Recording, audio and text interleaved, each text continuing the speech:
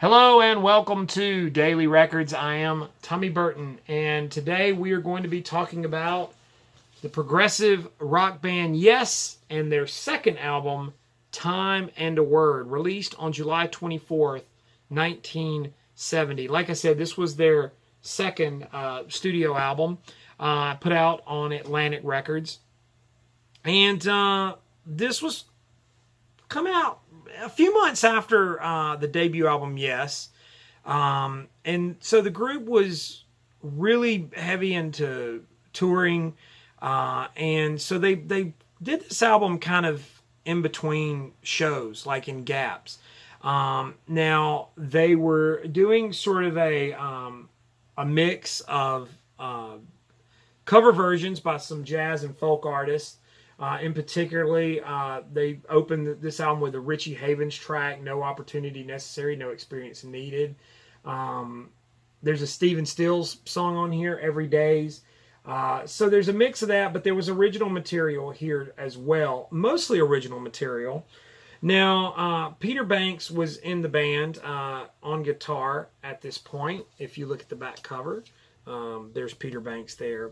Now, he was not a fan. This album has some orchestra added, and so he wasn't a fan of that. He didn't want to add orchestra to the album, and so there was some tension starting to build between him and the band.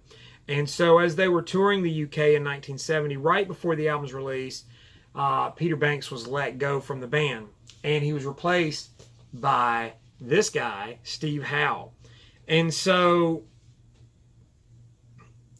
there's a different cover. UK fans realize there is a different cover for this album. And that particular cover was considered inappropriate. So they had to put a new photograph. And so that's why Steve Howe is on the album, even though he doesn't play on the album.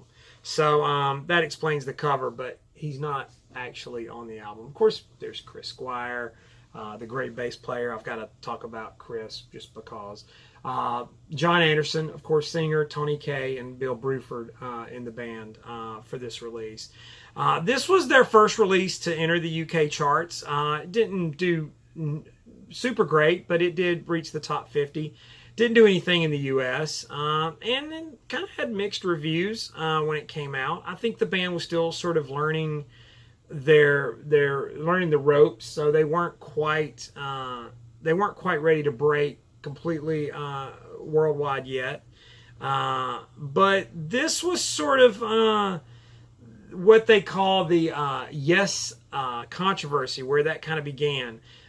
Banks just wasn't a big fan of the orchestration. I think he was looking. He felt like they were kind of following in the footsteps of bands like Deep Purple and The Nice, who had already kind of done the orchestral thing. And so he wanted them to actually be playing the parts.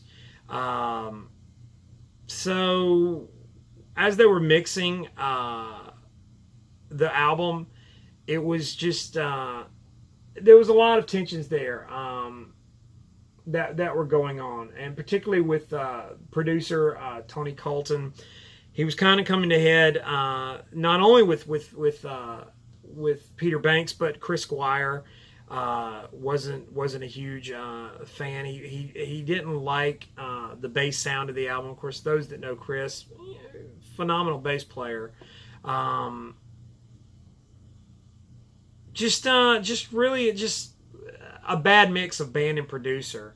And like, you know, the results are quite mixed. Not the best album Yes would ever release in their career, and not the best example. But you can hear sort of them coming into their own at this point.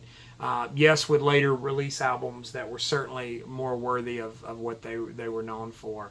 And so, you know, that's where we are. The sophomore album from Yes, Time and a Word.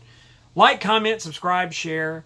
Follow me on Instagram and Twitter. What do you think about this album? Yay or nay? Thoughts? Let me know. I love to hear from you guys.